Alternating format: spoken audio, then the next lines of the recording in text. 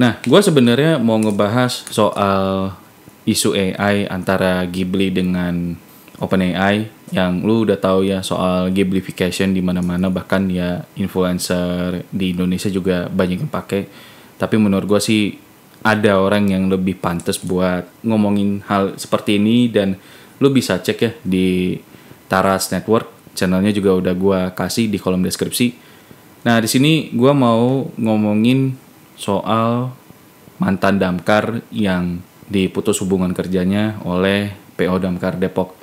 Ini gue dapet beritanya dari temen gue dari Opas, dan dia juga udah ngeliat beberapa ini seperti apa sih kisahnya dan kenapa ini bisa kejadian.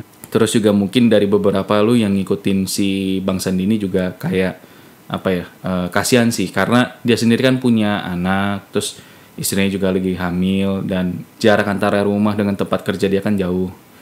Oke, dari sisi humanis memang sebenarnya ini sangat disayangkan ya, karena lu tahu sendiri di situasi sekarang yang dimana orang tuh lagi kerja, waduh susahnya minta ampun bos, bener.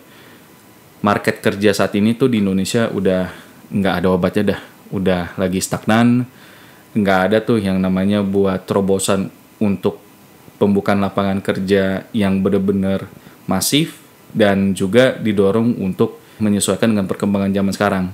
Ya memang mungkin ada beberapa startup yang sekarang udah bangkit lagi gitu ya, udah buat nyari orang-orang yang memang sekarang butuh tenaga baru atau butuh insight baru.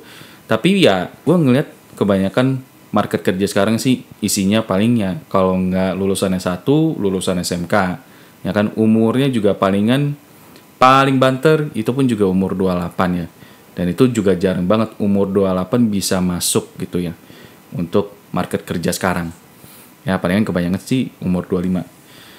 Cuma gimana ya, ini gue sambil ini ya ngirip inhaler karena emang cuaca lagi parah banget di sini.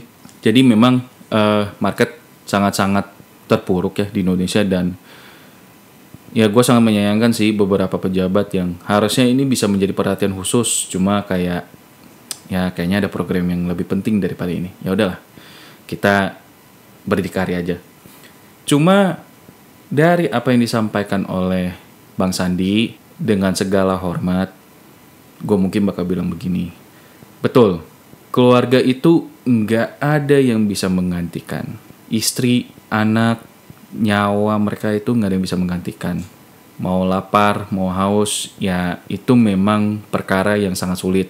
Makanya untuk di posisi Bang Sandi gue paham kenapa mau nggak mau ya dia harus membantu istri untuk mengantarkan anaknya ke sekolah. Karena kan istrinya juga bukan tipikal yang bisa apa ya langsung standby gitu buat antar jemput anak sekolah. Nggak bisa kayak gitu juga.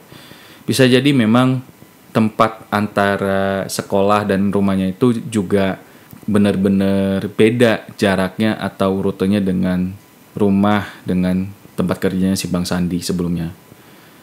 Tapi balik lagi ya, dengan segala hormat, yang namanya kita bekerja di tempat orang, ya kita harus ngikutin prosedurnya. Kita harus ngikutin apa yang sudah menjadi peraturan di sana. Kalau misalkan memang diminta apel jam 7 pagi, kita datang apel jam 7 pagi. Kalau diminta kita untuk selalu memberikan laporan, ya kita harus memberikan laporan. Boleh nggak kita koar-koar untuk di media sosial? Boleh, silakan.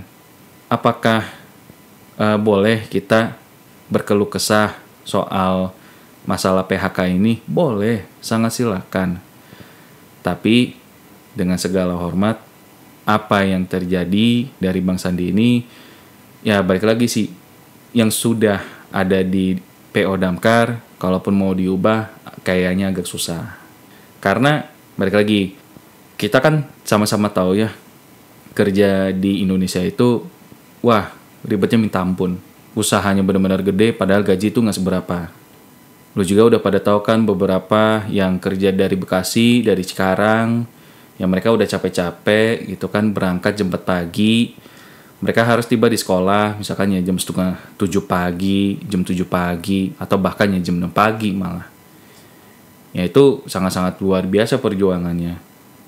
Dengan adanya gambaran seperti ini, mohon maaf, orang-orang yang berada di atas kalau ngelihat seperti ini, berarti kan pada dasarnya ya yang lain aja pada bisa begitu kok, kenapa lu nggak bisa? Gue bukannya bilang Bang Sandi ini harus mengikuti orang yang bangun jam 4 pagi, enggak. Cuma menurut gue yang namanya kita berada di tempat orang, balik lagi ya, kita ya sama-sama harus ngikutin peraturannya. Tapi kalau udah situasinya kayak seperti ini, yang udah mulai banyak di PHK atau apa, dan ternyata Bang Sandi juga kena, ya mau gak mau dia harus mencari mata pencarian lain. Masalah istrinya hamil atau bagaimana, gue ngelihat ya, ini maksudnya gue sebagai orang yang berada di posisi atasan atau apa, ya gue juga paham soal lu berada di posisi itu. Cuma yang namanya ngikut peraturan atau ngikut SOP atau ngikut prosedur, apa iya kayaknya itu kelihatannya susah banget ya. Kalaupun misalkan nih lu nggak suka untuk ditempatin di Depok atau di tempat yang lu sebelumnya bekerja ya di PO Damkar itu, kenapa lu nggak minta buat Pak, saya kayaknya nggak bisa deh kalau tempatin di sini, bisa nggak di tempat lain? Kan sebenarnya bisa, ya kan, ngomong seperti itu. Dan kalaupun ternyata itu cuma satu-satunya slot yang bisa abang ambil, ya mau nggak mau ada yang harus dikorbanin. Salah satunya ngantar anak ke sekolah.